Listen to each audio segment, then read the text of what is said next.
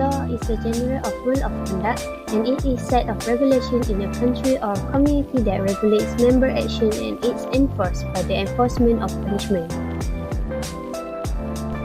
By Ruskin, law is something that must be obeyed and followed by citizens subject to sanction or legal. Law is usually viewed as a system of rules that are developed and enforced by social or political organizations. A controlling authority oversees enforcing the set of regulations. All rules and regulations are not law.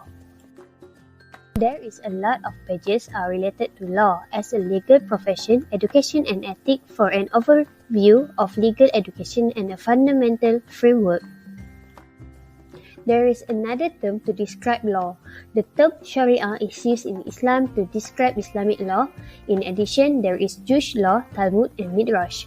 However, see administrative law for government administration. Hello! Next, we will talk about the sources of law. The first one is custom. Custom is the earliest sources of law. The vast majority of law are founded on government-sanctioned practices. Several usages, traditions, and customs arose from old social relationships. They were used to resolve and decide interpersonal conflicts. The majority of law were born when the state began converting conventions into authoritative and mandatory rules.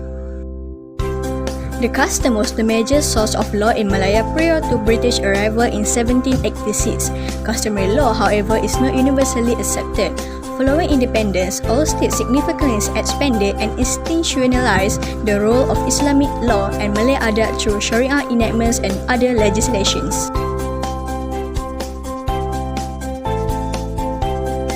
The second source is religion. Religion is people's belief in a superior power beyond the comprehension that will govern them for the rest of their life. Religion played a role when there was no established institution of law. They believe if they did anything bad, God will punish them and send them to hell.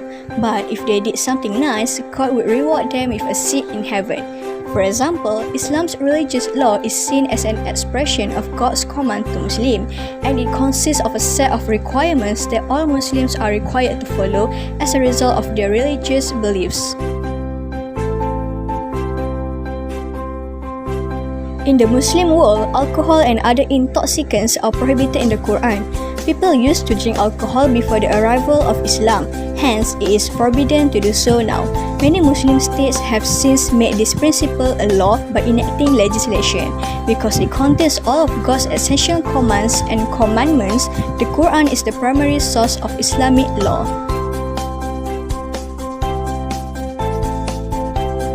The third source is legislation.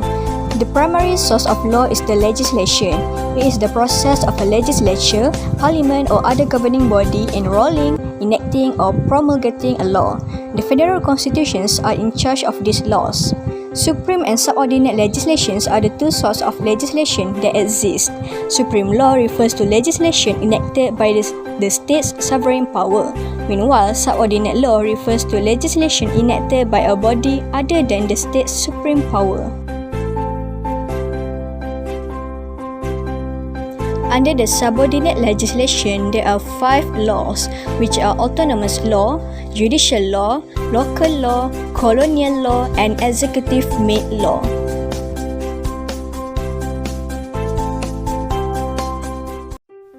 Types of law. Types of law can be divided into 2 types. Firstly, national law and secondly, international law. National law. It is a set of laws passed by a legitimate sovereign authority and applied within the jurisdiction of that authority. National law can be divided into 3 types, such as public law, private law, and administrative law. Public law. It is the law governing relationship between individuals and the state and can be divided into 2 types. Firstly, constitutional law and then criminal law. Private law. It is the law that concerns with rights and duties of individuals among themselves and known as civil law. Private law can be divided into 3 types. Firstly, law of contract, secondly, law of tort, and lastly, law of trust. Administrative law. It is the body of law that governs the activities of administrative agencies of the government. It deals with decisions made by administrative branches of the government as a part of a national regulatory structure in areas. Next, international law. International law can be defined as a set of principles and standards of behavior that a state is required to follow in its interaction with other states, and a system that orders the relation between states and governs their relation with one another. International law can be divided into two types. Firstly, public international law, and secondly, private international law. Public international law.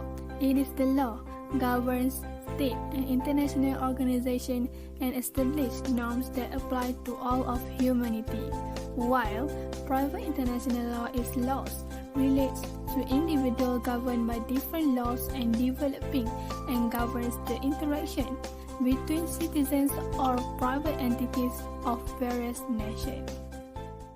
So, what are the functions of law? The first function is safeguarding fundamental human or individual rights. Human rights are fundamental freedoms that we all enjoy just by virtue of being human. They represent in society principles such as justice, dignity, equality, and respect. They are essential safeguards for us, particularly for those who may be victims of abuse, neglect, or loneliness. Malaysia's constitution ensures that fundamental human rights are protected.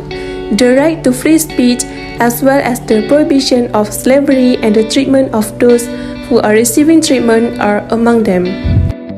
The second function of law is regulating human behavior and conduct.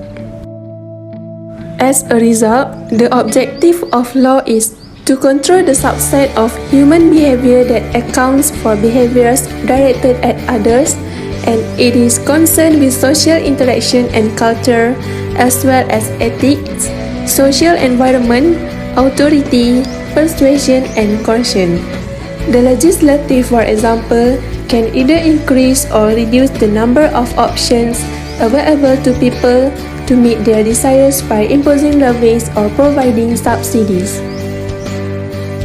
The third function of law is safeguarding justice against any misconduct. Justice, in its broader sense, is the idea that people get what they deserve, with the definition of deserving affected by a range of fields and viewpoints, such as moral truthfulness based on ethics, reason, law, religion, equity, and fairness. The government will try to improve justice from time to time by holding courts and enforcing their decisions. Similarities and differences between law and morality. Law is a set of rules and regulations formed and implemented by a society or country administrative power with the goal of controlling human behavior for the common benefit. As a result, it may be interpreted as a set of fair and reasonable communal norms. Furthermore, the set of norms is enforced by a regulating authority. As a result, the law refers to the rules and regulations in place in society to ensure that order and decorum are maintained in a certain socio-economic community. Morality, on the other hand, has a significant impact on the creation of laws. For example, the crimes and other behaviors that are considered unlawful by the law are also considered immoral by morals. As a result, morality serves as the foundation for the development of legislation.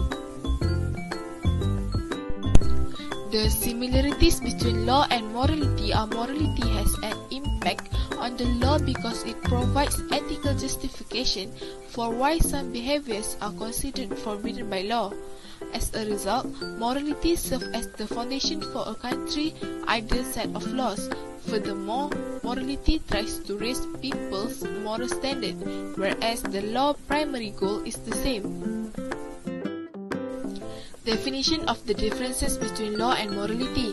Law is a set of rules that a country or society acknowledges as governing its citizen behavior and that it may enforce with the enforcement of punishment.